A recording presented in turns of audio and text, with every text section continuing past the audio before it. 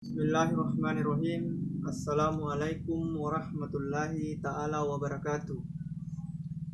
Baik, sebelumnya saya ucapkan banyak terima kasih atas waktu dan kesempatannya masih dapat melaksanakan aktivitas kita, yaitu melakukan kuliah online. Walaupun dalam keadaan beralih dengan sistem online, tapi kita tetap melakukan kewajiban kita selaku mahasiswa, itu melaksanakan kuliah online walaupun dalam keadaan jarak jauh. Baiklah, kali ini saya akan mempresentasikan sebuah materi yang berjudul Perencanaan Sumber Daya Manusia. Kami dari kelompok 2 akan membahas perencanaan sumber daya manusia.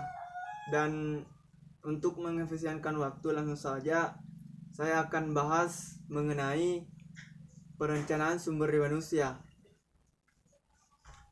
Jadi, perencanaan sumber daya manusia adalah aset yang penting di dalam suatu organisasi atau perusahaan.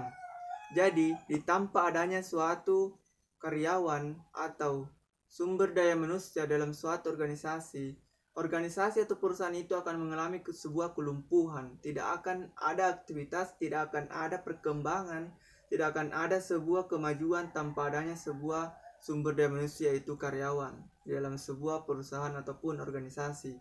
Jadi, faktor penentu dalam sebuah organisasi atau perusahaan adalah karyawan. Tanpa adanya itu bukan namanya suatu aktivitas, karena tidak ada aktivitas yang berjalan tanpa adanya sumber daya manusia, dan merupakan faktor penentu dan pendobrak dalam keberhasilan suatu organisasi.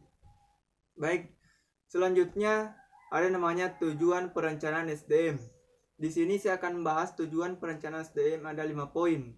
Yang pertama yaitu untuk menentukan kualitas dan kuantitas pegawai yang akan mengisi semua jabatan dalam perusahaan ataupun organisasi.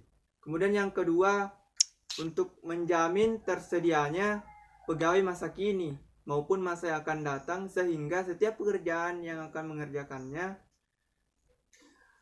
tersinkronisasi dengan baik terhadap anggota yang lainnya.